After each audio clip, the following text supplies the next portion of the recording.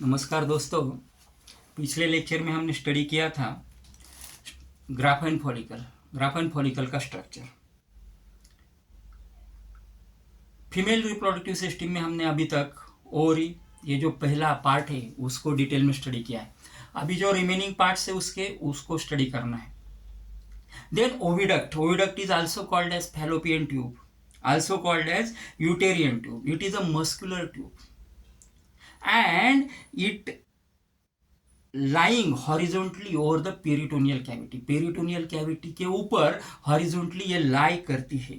Each tube is 10 to 12 centimetre in the length and internally it is lying by ciliated epithelium. 10 से 12 centimetre की होती है और internally ciliated epithelium इसमें होता है.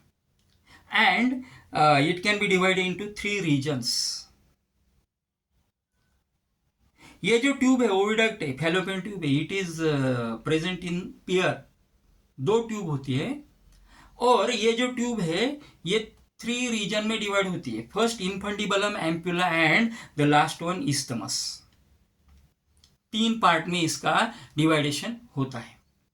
पेरिटोनियल कैविटी के ऊपर से ये इसका लोकेशन होता है. देन थर्ड पार्ट जो है वो है uterus. It is also commonly called as womb. Commonly इसको ओम भी बोला जाता है. Hollow muscular pear shape organ है and it is lie behind the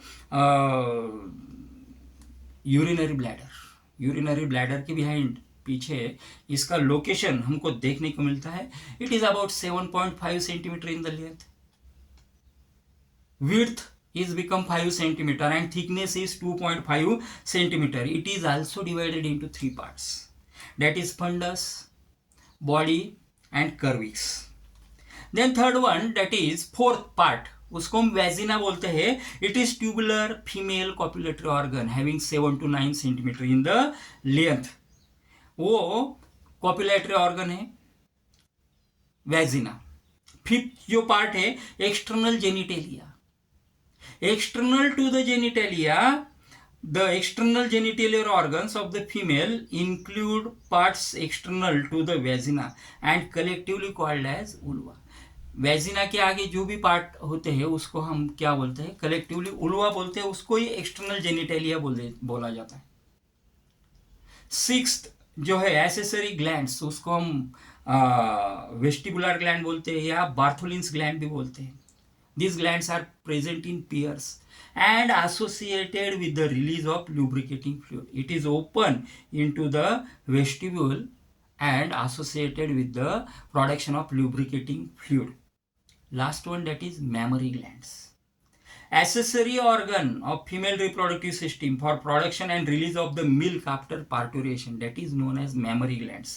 Development of the mammary gland occur after the at the puberty under the influence of hormone estrogen and hormone progesterone.